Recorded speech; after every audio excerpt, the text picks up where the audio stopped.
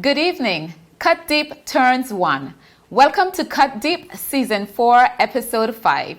Thank you for tuning in tonight. We have a special show in store for you in celebration of our 1-year anniversary. Some amazing women are sitting in studio with me tonight. It would be remiss of me not to take this moment to thank you for joining Kishma and I on the road a couple Saturdays ago for the We Fed Up Motorcade Part 2. Our next step is Virgin Gorda, and we'll keep you updated on that. The concept of Cut Deep was developed with a focus on encouraging the wider public to think more in depth on issues that plague us, encouraging persons to have a voice and to use that voice to invoke change. Cut Deep is an interactive platform cutting through the noise and political rhetoric. It is raw, uncut, challenging you to think critically. What do the issues mean to us? What part do we play? It is a platform that will move the Virgin Islands toward unified, integrated success. I want to welcome back Blossoms Flores as our support sponsor for Cut Deep. I want to highlight and thank those of you who continue to support us behind the scenes. We'll take a short break and come right back with the show for tonight. Our floral experts use their creative flair to design beautiful and exotic bouquets. We are the on-island wedding experts, and for boating enthusiasts, we can help you to add a touch of floral elegance, life, and color to your yacht, mega yacht, both locally and internationally. We've even worked with celebrities. At Blossoms, we continue to deliver smiles and watch our customers bloom. The wait is over! CCT Fire is here! Experience ultra-fast downloads, seamless streaming, and even more reliable connectivity on an all-new fire-blazing super-fast CCT Fiber network. CCT Fire, bring it home and upgrade today. Welcome back to this special edition of Cut Deep. Cut Deep turns 1. It's Season 4, Episode 5. Thank you to our sponsors and supporters for having our back each season.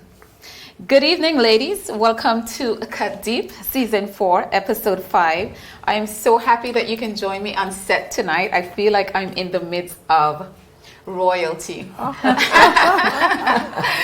some of the women that I admire, I interact with. I look to your opinions and feedback isn't the word that I'm looking for, but you get it. So I'm happy to have you guys in studio. I'm sure my audience is delighted looking in with their mouths open. What's gonna happen tonight? But we're gonna keep it really light and fun, and of course, Cut Deep is educational as well. So we're gonna take it from that angle tonight. I want to ask you, ladies, to just introduce yourselves. We'll start with Sarah, who is, one of my favorite guests. She's been on this platform before.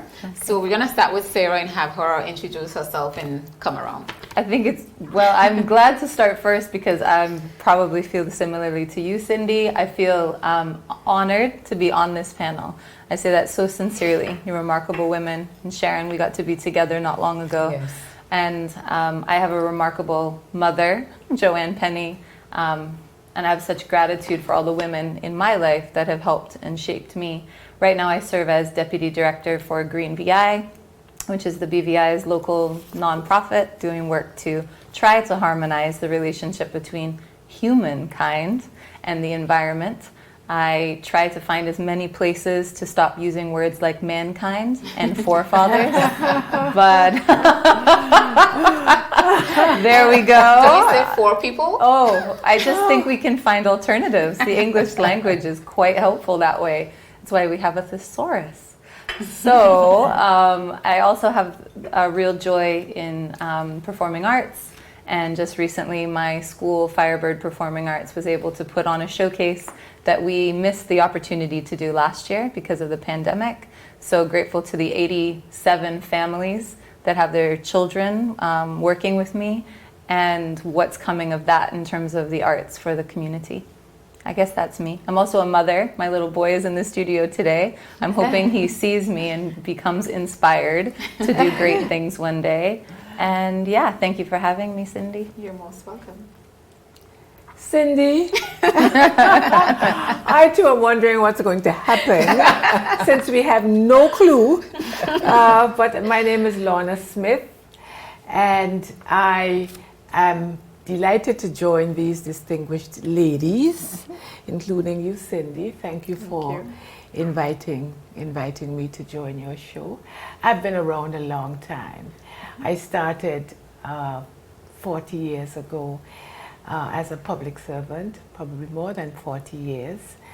Was a premier. I worked was a permanent secretary.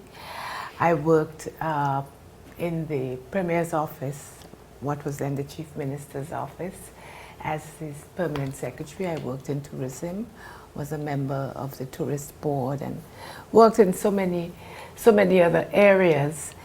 And most recently, I retired. Not very recently, but in 2008 I retired and formed my own company, LGS and Associates. And I was very pleased to have done a lot of work. It was at a time when everything was changing in financial services and there were certain demands, and so I was very pleased to have been retained by organizations like the World Bank and asked me to do an assignment for a number of Caribbean countries, as did the Commonwealth Secretariat. Most recently, I did return to BVI Finance at a very, if you want to call it, a turbulent time in 2016. And stayed what should have been for 6 months turned out to be 2 or 3 years. But I'm now back running my company. I am a director on with several companies, and a consultant in business. And I'm looking forward to our discussion. Thank you. But Cindy, You see how I feel like I'm on the hot seat no, with you're you? not on the hot seat, but I know that it was important for you to get this panel together, Yes. and I am pleased to be a part of it, especially on the first anniversary of your show. What can I say about myself? I'm Sharon Flax Brutus, and I like to say initially, a strong woman raised me. I think that if anyone knows me or don't know of me or they've heard of me, they know that I'm a very big advocate for women's rights and women's equality, not necessarily having to do with the different sexes. It's about being treated equal and taking our seat at the table. I consider myself a tourism baby. I like to say that from the age of 7, I was involved in the industry.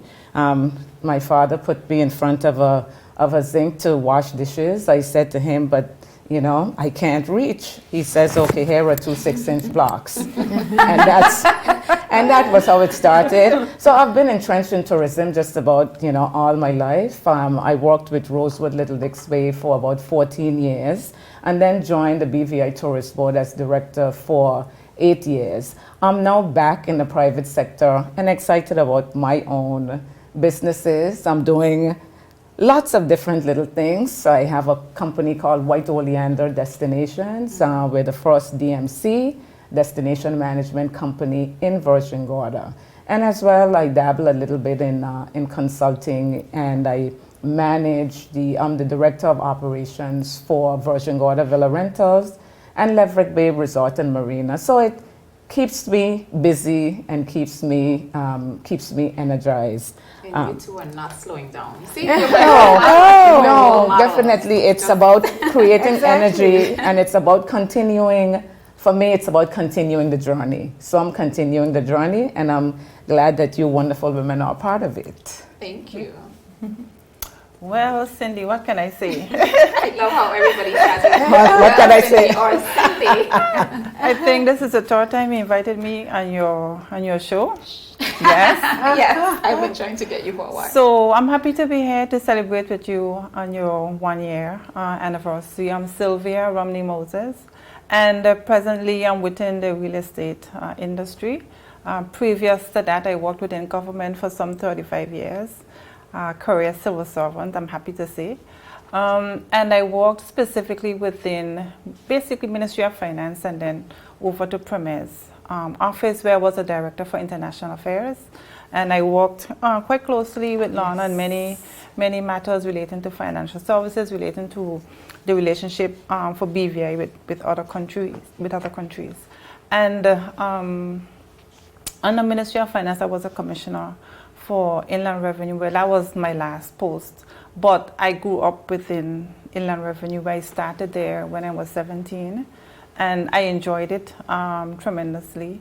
And then prior to that, I started out as a waitress.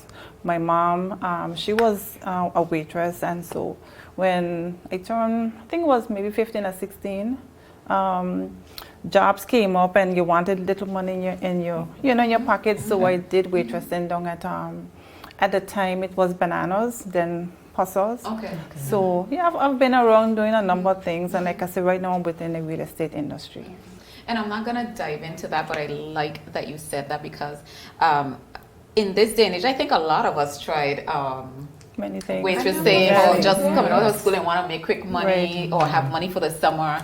And I get my children saying that to me all the time, but it seemed like we kind of drifted away from that. And, you know, we kind of spend our summers, whether it's at a summer camp or, you know, it's very different now. That's It sad is. though. It is. Yeah, My it's first very job was at different. Little Denmark. Yeah, it's very different. We're not Selling do and that. The you know jewelry. doing everything. We And I talk think about it- washing dishes, Yes, cleaning early. the floor, everything. Right. But it builds Exactly. character. It does, Exactly. yes. It helps to see that there's nothing wrong with work. Exactly.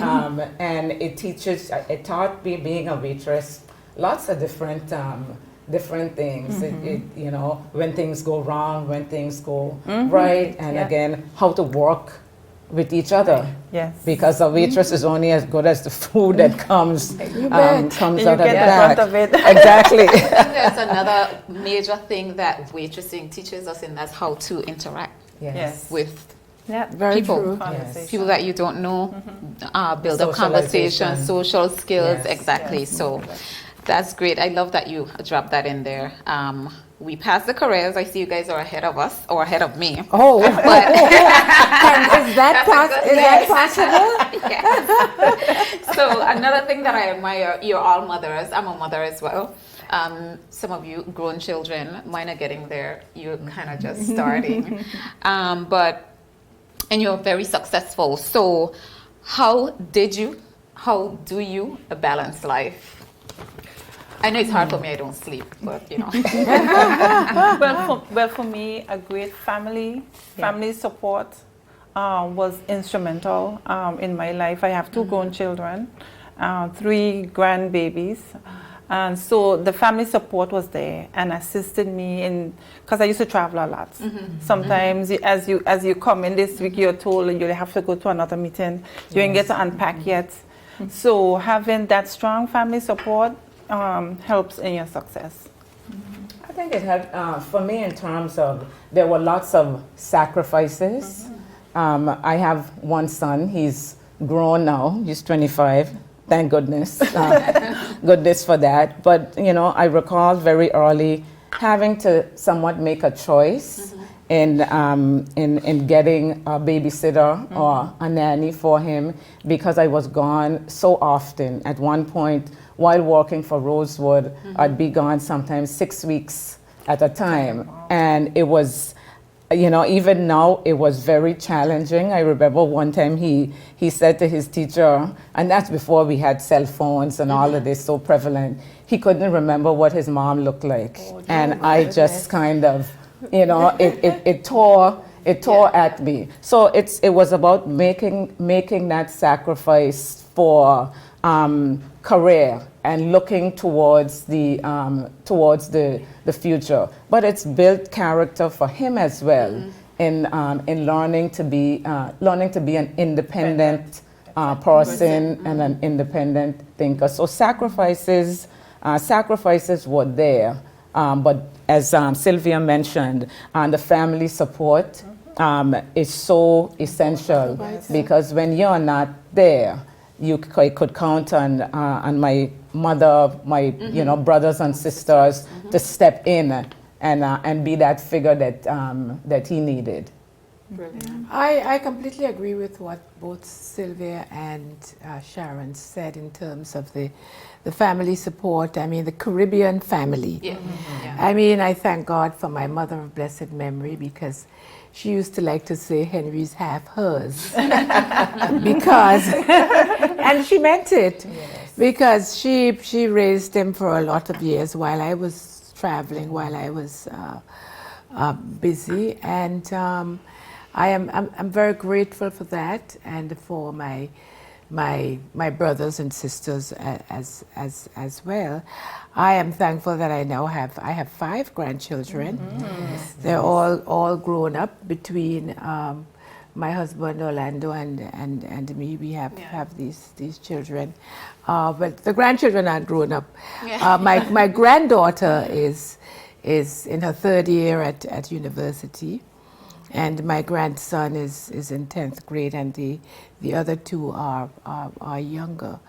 And they live in the United States. So fortunately or unfortunately, because I do miss them, I have a lot of time to do a lot of things on my own. They are here now for the summer, and it's wonderful to have them, but it's all about family. Yes.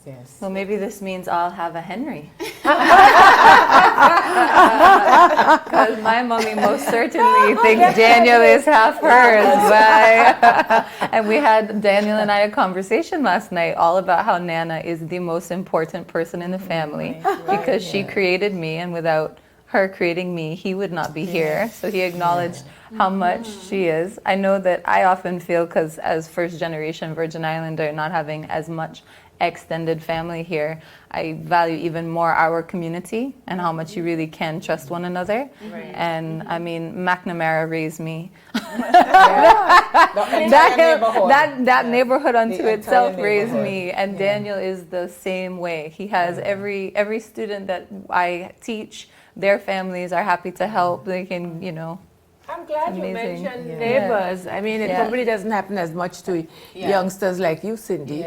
But our neighbors, my neighbors plaited my hair, combed my hair, and looked out for us while my mother was at work. So thank goodness for neighbors as well. I can say that I'm not that young. But yes, the neighborhood did raise me. Unfortunately, it's kind of passing away. It's changing. With, that's true. It's stop though, because I think it's cultivation. I'm going to interject only because I think it's partly we can reshape that if we acknowledge it and then invest in shaping it. I agree. Yeah. I'm just saying that it is, It's fading all right. away. We have to make sure that it stays. We have to continue to work. We have to work work at it. Well, what I do, I let my children know that everybody knows me. Yes. And they're going to call me about you. And sometimes I would get information about them, and I'd let them know I know. So you were over there today, and then how did you know? I made one of those phone calls. Yes. I try to make them see too that like everybody's involved in raising. And you. I think that helps to make the kids into more respectful, respectful adults. Because as Lorna said, it's changing. With us, you had to say good afternoon or good morning when you pass. Whether and my sisters and brothers would laugh when they see this interview. Whether you like Jimmy Ham or not, you had to say something, and if you didn't, he would report you, and there'd be. So I think if we have more neighborhood raising, if we I think we'll see. I'd like to think we'd see a little bit more, respect and I think communication. So. It definitely go a very long way in its somewhere down in here in these questions. And that I'm that's gonna why you get also to. want to make sure nobody looks like you. It had another fair-skinned child, roughly my same large boldness, who didn't have the same manners my mother instilled in me. And she Yes. walked past somebody and did not say good morning. And they thought it They was called you. my mother and said, I don't know what to say anything. Mommy looked at me. She was like, you're right. It wasn't you. Yeah. Okay, so I have a couple more questions and then we're going to take a really short break. What are some common misconceptions people have of you? This is a fun one. Misconceptions. I guess I can take a dabble at that. I think that some people see me and they think I just landed here somewhat successful just because they they have preconceived notions, not understanding that at the time when I was growing up, there was something called child labor, but we didn't know that is what it was.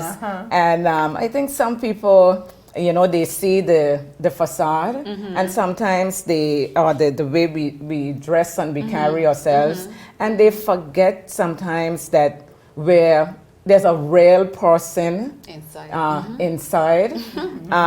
And sometimes there's the perception that I'm stush. And I said, no, it's not that I'm stush, but my mother, and I always refer to my mother, she taught me that there was a certain way to carry yourself, especially when you're out in public.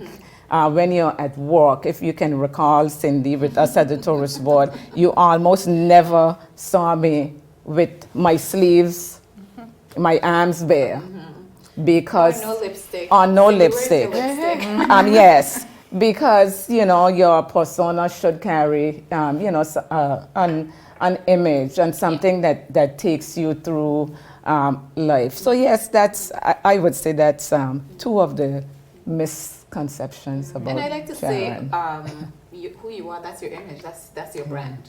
We're all about Very brands true. these days, and that you are your brand, however you're perceived. I like how Sharon talked about, she branded it as child labor. Because people tend to think that, they don't know that I grew up in Hampton-Scott. Really, really, modest. I don't want to say poor, but it was poor. But we had, a good meal on the table and so on. And as we said before, were raised by parents. My mother had several jobs and so on. And people just, as you said, think that I landed from the sky and don't know that it was really hard work on the part of my mother as well as my own hard work in terms of getting to where I get to, where I have gotten to. People also tend to think that I am, and I may as well say it, they think that I'm bossy. They used to say that I used to make decisions for government. If they only knew my husband. The only thing he would defer to me on sometimes was financial services. But, he had his own mind and everybody thought, but I would speak out and I would say what I thought. People didn't have to listen, including him. But people do have that misconception about me. Some people also don't think that I'm approachable. I like to think I'm approachable. I really, really love it when younger people come to me and say, they might ask me a question, or they might say, they might even say, I admire you. And how did you do it? And I am so happy to share what I can with them. And but there are all these misconceptions, and they come from being in a small community. But we hope that you know, with time, Well, yeah, that's probably it not gonna changes. You just, what do they say? Nor Head should up, it. back straight in. You just have to keep it moving. Right, Keep it yeah. moving and be positive about it. Correct, correct. People don't think I'm from here. I love when you're throwing out Right? That people don't think I'm from here. There's nowhere else in the world that is home for me. Mommy came, 45 years ago. She sailed into Roadtown Harbor and she said, this is where I will stay. There's never been a moment in her life that she's questioned it, nor have I. And I believe that, you know, the power to invest and make the place that you feel home is here. Yes. And it's something quite powerful because a lot of people live here in our territory and don't necessarily feel that way. Yeah. And I often say to them, I said, that's your state of mind. There's nobody here telling you that you can't be a part of this or make Right. this your Yes. home. Right. You have to choose it though. Yeah. Yes, I love those words. Choose Yeah. it. Well, Make it yours. for me, people used to say I'm unapproachable. And after hearing that so many times, I asked one person, why do you think I'm unapproachable? And one lady said, well, you don't smile, you don't talk, and sometimes you pass as if you don't see people, but let me give you the joke on that. So before I started wearing glasses, Yeah. I didn't want to wear glasses, but I really couldn't see. I know your story. So I would, It's me too. If I can't make out your figure, I'm some like, people feel like, oh, I'm just walking and people, but it wasn't that. I couldn't see. So as I'm wearing glasses now, so yeah. Corrected that mistake. Those are some misconceptions they have about me too, that I'm unapproachable, I don't say hello, so I try to walk around more doing this now and Cindy, hi. I don't know who I'm And saying you hi don't to, too, but I but you say say- hi anyway.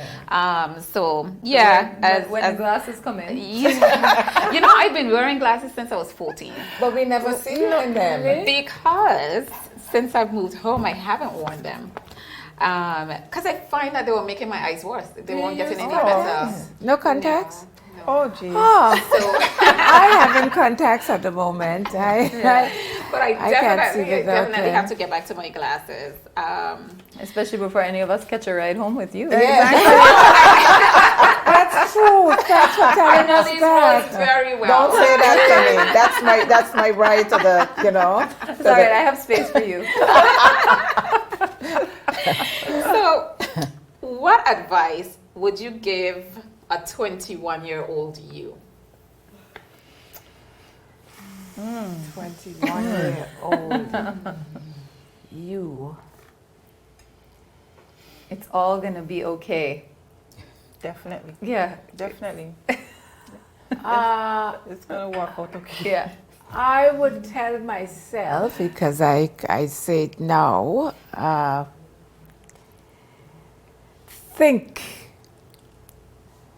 about what you're going to say and how it's going to impact the person to whom you're saying it. Try to be as kind as possible in what you say. I almost feel like you're talking to my soul. No, it's true. Cindy, I used to just say Just it. say it. Yeah. Just say it. And then it took me many years to realize that, you know, that I could have said it differently and to try to have a conversation. Yeah. That's what I would say to me at 21. But you see, sometimes depend on the job that Yeah. you're doing, and sometimes things are moving so fast. It demands Very true. an action to a situation, and of course, when you go home, you think, "Oh God, I could have really done that, Correct.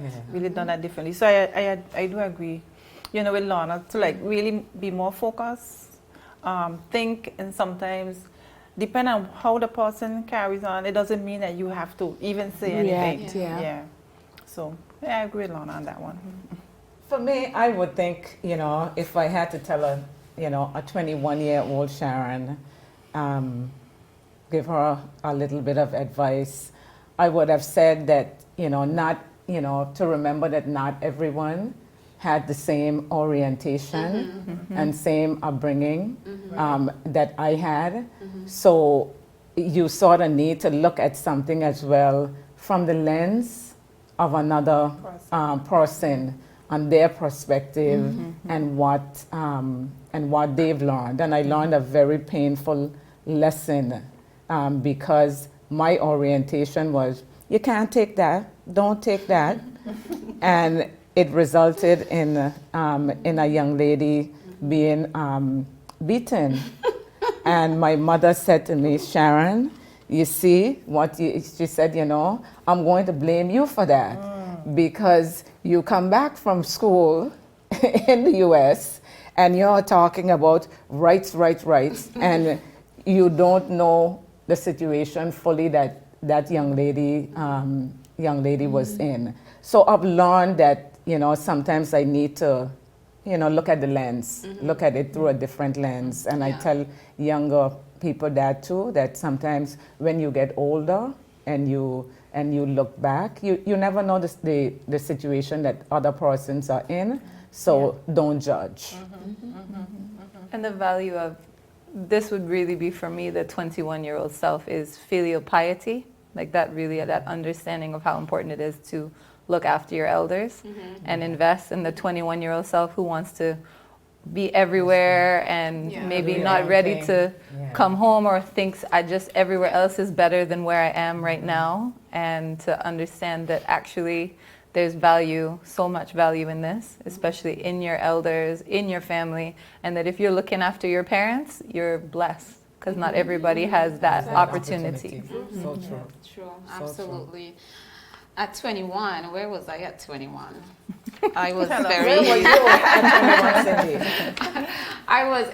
If I had to tell my 21-year-old self something, it would probably be, you should be a little more assertive. No, people call me aggressive. More assertive? At 21, I was very shy. Very shy. I think I'm still shy. Like, I don't necessarily get in front of a camera and it gets me a little antsy, but I will tell my 21-year-old self to be a lot more assertive. I'll tell my 47-year-old self to be a little less assertive. But I think I'm still learning. All of us. That would be, At any age, because I think I've taken a lot being quiet, and it kind of scarred me a little bit.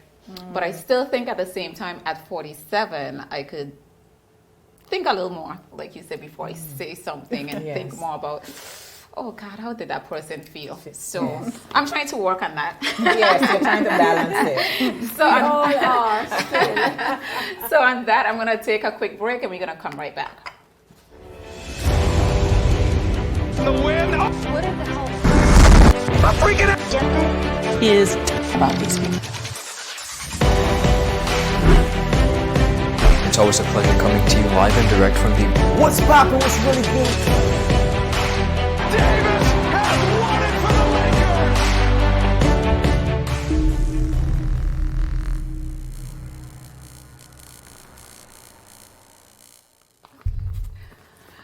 Welcome back to Cut Deep. We're celebrating one tonight, and I have some fantastic ladies in studio with me, and I'm so appreciative of them being here. I'm going to get back into questioning them. I hope I don't have to go over time tonight, but I know my team would oblige me. Lorna, I'm going to just dive back into your careers just a little bit. I don't think that you get enough credit for the work that you've done in developing financial services, and even, as you said, in the earlier years with the first chief minister. Yes. Was he the first chief minister, correct? Lavity Stone? Yes. No, he wasn't. Was he? Yes, he was the first elected, yes. And you've been there as his PS. You've seen the country grow, transform, evolve, and all of that. And I respect that you've been there for so long and that you've done so much to help us grow. You want to just take us through a little journey? Lavetisa was one of my favorites. He was my favorite too. You know, we talk a lot, and I'm going to start on the women's thing that we haven't touched as yet. I didn't touch it. And I'm only going to say it for one reason, and that is because I don't know how many people know that it was the late Honorable Lavity Stout that sent 5 women and 1 man to university in 1969, and I was one of those 5 women. So my point is, from then, he was not a feminist formally, but he had that mind.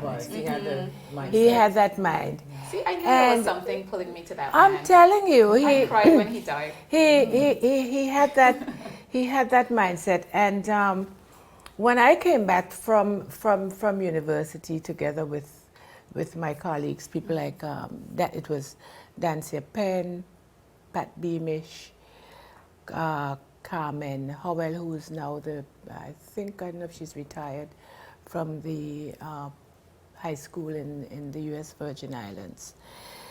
And I can't remember the other people. But when we came back, we had this one mission, which was to give of our best. And I was fortunate to work alongside Mr. Stout. He was in, and they like to call politicians the in and out club. Sometimes you're in, sometimes you're out. But when he was in, and I worked with most chief ministers. I worked with the late Mr. Cyril Romney. I worked with the late Mr. Ralph O'Neill and so on. But in terms of Mr. Stout, it was a time when BVI, aside from the fact that we were advancing in terms of our education, it was a time when we were advancing economically as well. And also we were sort of spreading our wings to on the international scene. After I finished with university, I went to the Fletcher School of Law and Diplomacy, and I studied diplomacy. And so I was able to assist the government with getting onto the regional and international scene, like the OECS and CARICOM and all those organizations, all the time ensuring that our people were advancing. And then, of course, it was the whole, going back to your direct question about the financial services, it was a time also when, in the late 90s, I'm jumping ahead now, the OECD were looking very carefully at offshore, as we prefer to call ourselves, international finance centers, but they called us in a rather pejorative fashion, offshore. And I was in the ministry that was the lead ministry responsible. I worked very closely with Mr. Robert Mathavius, who I consider to be the key person in financial services. And I then became the first director of the BVI Finance Center, and became really the voice of financial services, doing all the promotion, traveling the world to talk about this little country. And Sylvia, funnily enough, Sylvia was right there with me for the OECD, all our fights and struggles and what have you with them, until we became what they called largely compliant. And she herself was one of the reviewers. So, as you said, I was always a part of the development of this country, both and I sat on the tourist board as well. But in the last, in 2021, I would say the last 20 years, financial services has been my area of focus.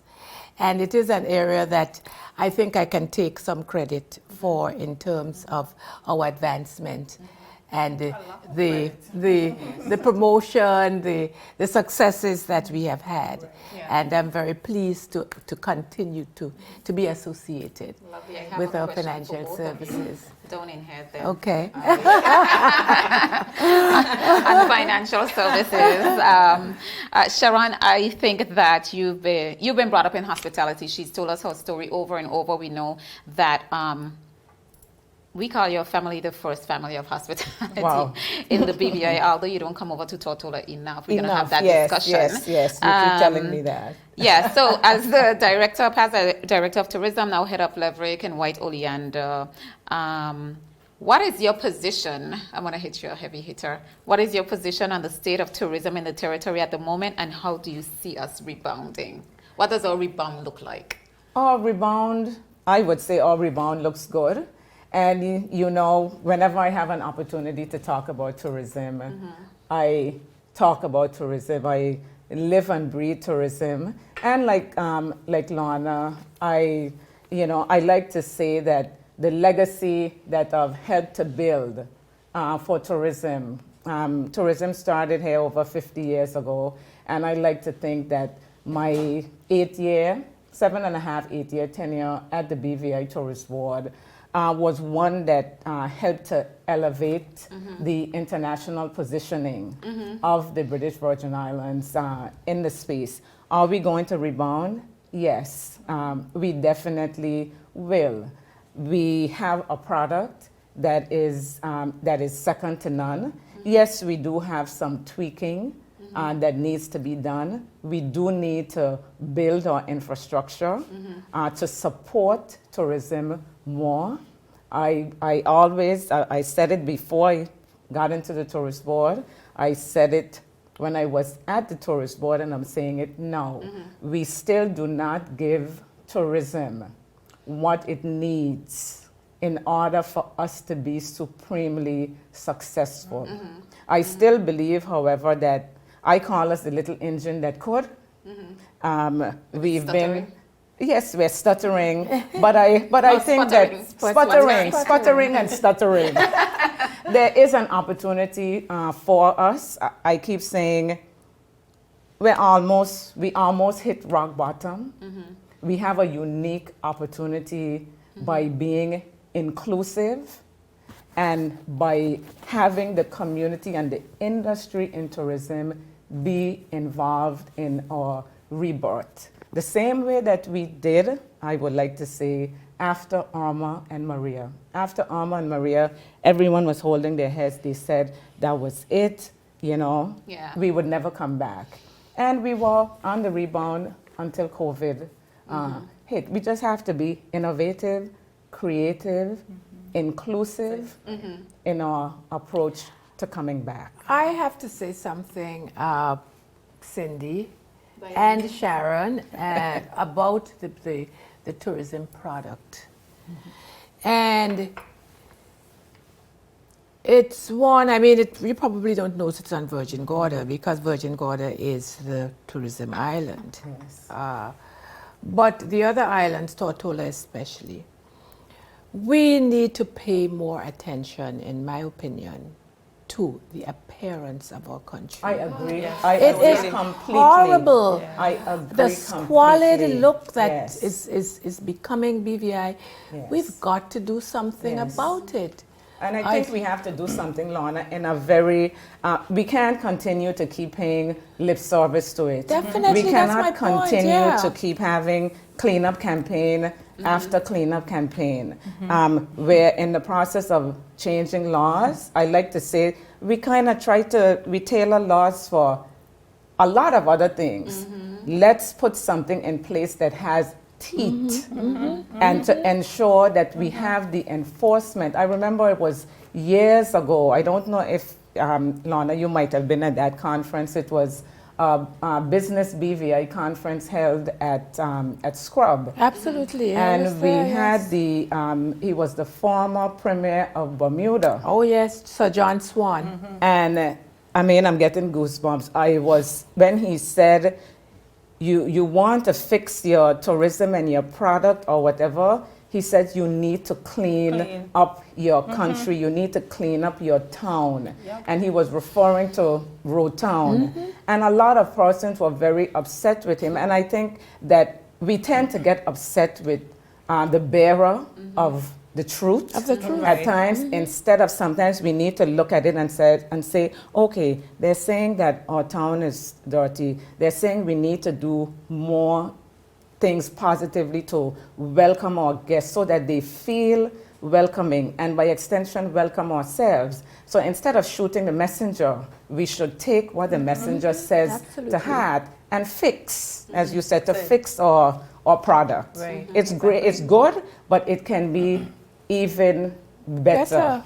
Even better. I think one of the biggest problems, and I mean, I say it all the time, like, what is the vision for the BVI? What do we want to look like? And that's inclusive of everything. We don't know what we want to look like or what we should look like. I think it's so important, Cindy, and then I'll shut up because I always keep talking.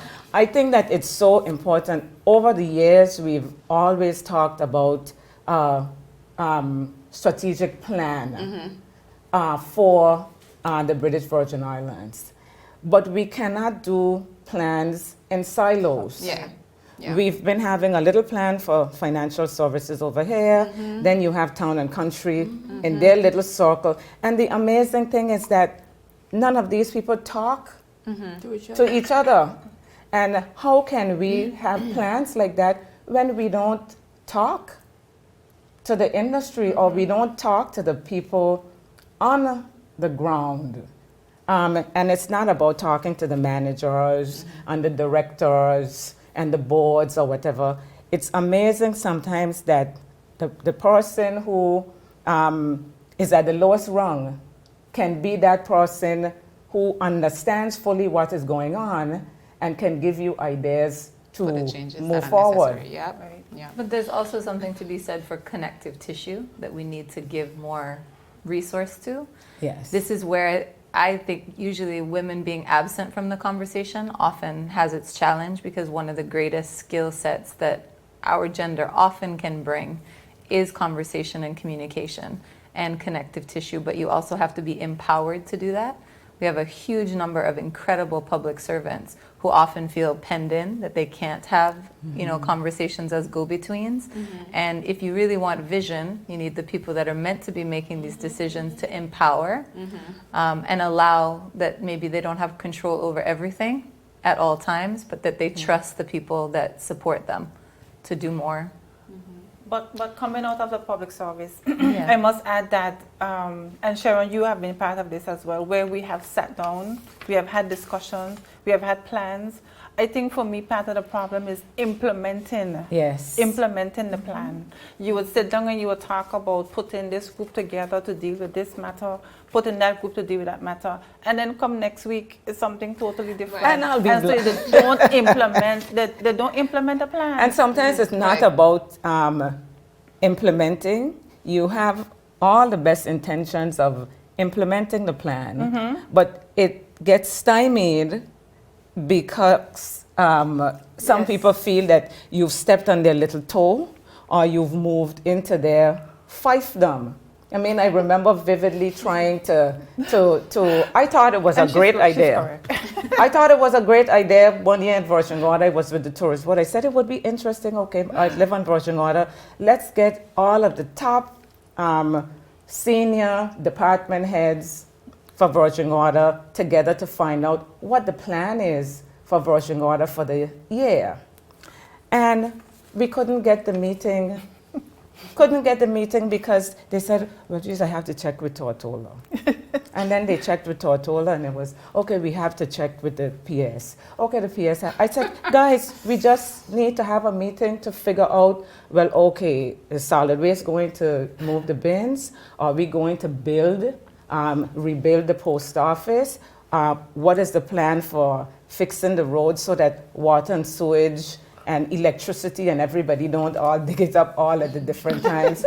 And then you kind of, you tend to get frustrated. So no matter sometimes how much you empower, so sometimes, you say to yourself, you know what, let's you have to find a way to keep it moving. Yeah. You know, to move forward. Sadly, Yeah. you know. So, yeah. It's, I mean, we can. It's the mechanisms though that we make beautiful plans. Like you talk about needing vision. Yeah. Often we do. We have beautiful vision, but there aren't the mechanisms, like the next steps of how tie do it- you tie it implement it. together. And so even when people aren't territorial, or even when you have the vision and you have the connective tissue, who's thinking about the mechanisms? And I know we talked. This was an interesting point. Who's in and who's out in our politics. The in and out club who do some real stupidness. Because, you know, I mean, for me in the work I'm doing right now, the Climate Change Trust Fund Board being disbanded. I know we're Yes. trying to stay a little. Yeah, well, I was gonna get to you, but since you're on it, you can keep going and talking about green media and how we can accomplish that. So keep going. You want me to keep going? I'm giving you 2 But minutes. 2 minutes. I don't need to preach. It's just so connected to this, right? If we Right. come in and think that we are the only ones with good ideas when political structures change, then we do not have the humility to lead. Yeah. And I mean, my life has not been that long. My adult thinking has not been as long as yours. But we see this happen. Let's just disband boards and let's just end the Start work. again. Yeah. If you want to Yeah. use specific examples, it took the previous administration a long time to put together a climate change trust fund, which then meant that we were going to be asking visitors to put $10 a person into a fund. So they needed to trust us, right? They needed to trust that the sign that said this money will be spent to preserve and protect the environment, that was going to happen. That was then broken into, 40% to go to tourism, which meant someone saw that there was value. You know And what I I mean? do need to say that while I was there, we never got it. Right. It hasn't gone anywhere. Sharon, it's not gone anywhere. It's sitting in an account somewhere untouched, right? And then Is there it? was, yeah, Okay. well, I don't get financial statements. Yeah. I don't think any of us do, right? From, yes, anyway, we could have the inland revenue conversation. I guess we're just saying for all of us, there's just that source of frustration because you rarely want to do what's best for your country. And, and that's why I tell people I've had offers from other tourism boards in other countries. And I've said to them, you think I come in to work for anybody but the BVI? I said, I will not do it. But a lot of us have a passion for our country. And we just, I think there just needs to be across the board that sort of inclusion where at least let's just listen. Let's have the conversation. I like to say, don't sideline us. Exactly. And I just feel that sometimes as a BVI lander and as a woman, you get sidelined, from the fight. You go into a meeting, or you used to go into a meeting, and it's sort of like you're the one man standing or one woman standing, and then you're counting on your counterpart for support, and the support doesn't come. Right. And then you step out of the meeting and they say, girl, I really had agreed with you, Speak. There are some really big questions that I want to get to, and I almost feel like I have to have you guys on for round 2 because I'm running out of time. But let's do this. Let's get to the critical ones because I have a following that likes to be kept in the know. And there are some questions I have to ask or I wouldn't live it down. So let's go real quick. What is your position on the COI and where, that's your general position on the COI and where it can possibly take us? Go. Well, she turned to everybody. No, she's turning to everybody. Let me go first because I am going to say that I don't think it's appropriate for me to comment on the COI simply because my husband has been called as a former premier and as a legislator. So I don't know where it's going, but I don't want to comment at this point in time. I certainly think, as a people, it's concerning for us. I mean, not knowing what the end result would be, whether it's positive or negative. I think it's going to have some serious impact within our lives going forward. So, yeah, it's very concerning. And I agree with Sylvia in that it is very concerning. It is something that I think it's important that all BV Islanders and residents pay attention to, because no matter the outcome, it will affect our lives. Yes. I won't comment on it either, because my sister is sitting with, it's a small territory. But I think that we just as residents, we need to pay attention to what's going on. Yes. And you spoke earlier about how important it is to listen, right? Yes. I mean, Cindy, our relationship began based on civic duty and civic responsibility. And you've been screaming from the back of a truck even, you know what I mean? Like, it gets to the point where you wonder if anyone is listening. And then something like this comes along where there's a lot of people feel threatened and they actually don't know why they feel that way. Yeah. And it makes them start to listen and participate. So I almost feel like no matter how many voter registration drives we would do, or how many posts you could put out trying to inform people, or how many episodes of Cut Deep, it takes people being made really uncomfortable to start to have an opinion. Because even if it differs from mine, right? In a way, we've at least started to talk about it. But I think that's the one of the good things I see about it, is that we are now talking. We are talking more. We're paying attention a little bit more. At least that's how I see it. And the people are in my honest. method. Yes. People are being more honest and forthright than they dared to be in the past. Yeah, Some people have learned the word constitution and that we have one. Quite honestly, we're not teaching. I'm loving that we're having the conversation, no matter yeah. which direction it goes, because people have to give their view, and that's their view.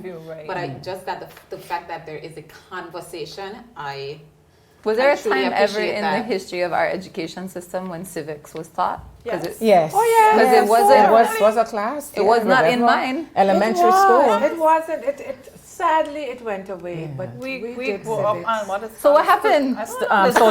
Social studies again, and it civics. comes right back and the to student where are we companion. going? What's the plan? student's What's the companion vision? used to be your Bible. But Right. see, Have that's mine. but this is how That's you true. keep your populace stupid, and this is what's Exactly. That's offensive. very true. Dumb down. It's really the- frustrating. But I The think whole that curriculum. we can give Cindy kudos for that as well too. In Me? Yeah, in bringing the Yeah, conversation. I think absolutely. that is very important. Really important. Thank you. you. I got a couple questions, and I know my team, they're going to work with us. And we have some champagne to pop for our 1 year anniversary. And I forgot to shout out Umi for this amazing, beautiful Yes, dress. you I've do. been dressed by Umi today, but we're going to get quickly back into some conversation, because I want to know, because of your financial services position and insight, and also the decision that the G7 made on the global tax across the board, how Okay. is that going to impact the BVI?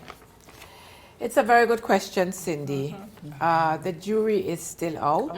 Right. It's still early days. Remember that Sorry, because it's coming in 2 years, right? it's Correct? I was just thinking that the decision has to be taken by the G20 Oh, okay. in July. But in terms of the details, it's going to take it could take 2 years. In terms of your audience, the decision was made it was in essence in two parts. One is for a 15% minimum corporate tax, global tax on companies, large companies, and the other part of it is for where they are making more than 10. There's 100, I think it's 100 companies. It could be more now, where these companies are making more than 10% profit. They will have to leave 20% of that profit in whichever country they're operating in or operating from. Thank you, Sylvia.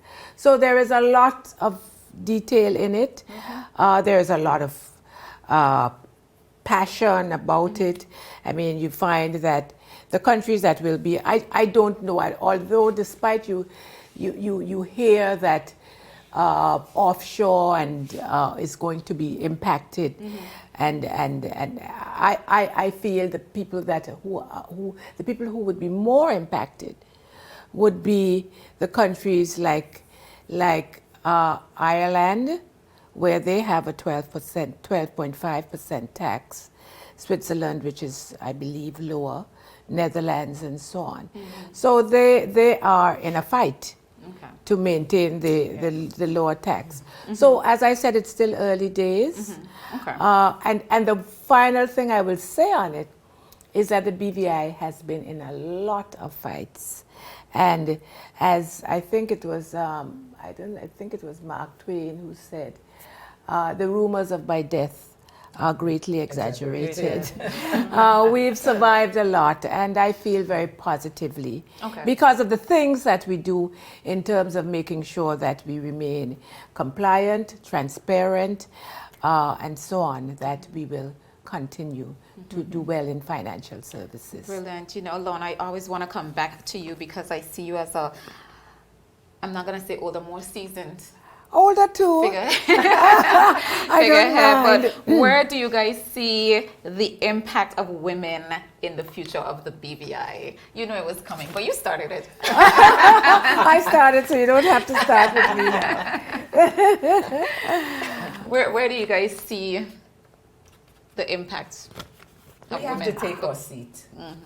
Where are we taking the seat? At the top? We have to At the take head? our seat. Creating our own table? Which At one? the table.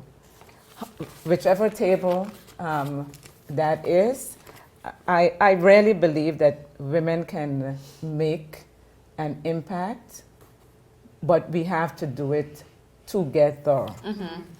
We have to work together to do it and not be, what's the word? And not be separated and strategically set apart so that we don't find a way to work together for the collective good. I think that women have different skill sets that we need to bring to the table, even in terms of negotiation, and empathy has its place, assertiveness has its place, and yes, they call us aggressive, but aggressiveness and assertiveness has its place. So we as women need to kind of get over ourselves and, you know, pat that old boys network on the head and said, you know, boy? Yeah, I want to say that because, you know, it still needs to be inclusive. I maintain the inclusivity, but I agree. I just don't believe that we should be sidelined. And we need to make our mark, and we can. And I believe now is the time. Now is the time. As we say, you know, my editorial in Business BV, I said, what a time to be a woman. And that time is now. But I think we have been at the table already. I think we, especially in the House of Assembly, don't we have like 5 or 6 women there? I think what needs to happen, we need to be a bit more vocal. And so I'll speak directly to my experience being, being the first woman commissioner of Inland Revenue. You come up against a lot of issues, and sometimes based on, you know, who it is, you will be told, well, you know, don't do this, take it easy, but I think we need to be a bit more assertive, a bit more vocal, because we are at the table already. And I think Lorna is a prime example.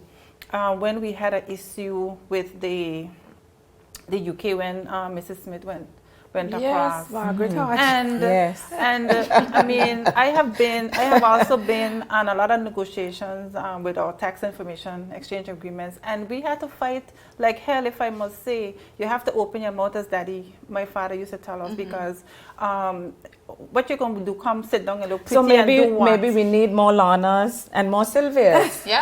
You know, at the table. Because it's one thing to be at the table, critical table, because if you don't engage when you're at the table, then Yep. at the critical table. Well, and to model it. I mean, really, most of I know there were recent articles about how marginalized our young men are. I have a boy child, and I would still say we have a lot to do still with marginalized young women. And I think that right now we need to model it. So not only do we need to be vocal, but we need to make sure that younger women are in a space where they're seeing it firsthand, because mentorship doesn't have to be someone by your side all the time, but at least making it visible. And it can be done in writing. I think a lot of us do spend a lot of time putting things in writing to show that. I think, Cindy, you definitely have to invite us back, because we've not even spoken about youth. Yes. I know. Yes. So There's- this is what there's we're a going to lot. do. Since we're Territory. celebrating the anniversary, we're going to have these Good. ladies back next Another Next time. Tuesday. Oh, you're not going to say And next wrap year? up the month and wrap up the month with our celebration. And guess what we'll do at that time so they can come back? We're going to pop some Vove from Caribbean Oh, Cellars. fantastic. We're going to close on that. Kevin is going to hook us up with that Vove. Thank you, Umi, for styling me this week. You're going to have to style me again next week. But I think she enjoy doing it. Yes, so we're going to have these ladies back, because there is a lot that we didn't touch on, and there's a lot that I do want to touch on with these four ladies. As I say, I turn to them for guidance, for, you guys, you're probably tired of me. So on that, we're going to close. Thank you so much for being with us tonight. See you next week. We're going to close off our 1-year anniversary next Tuesday with the close of June. Congratulations. Good night. Good night. Good night. Good night. Thanks.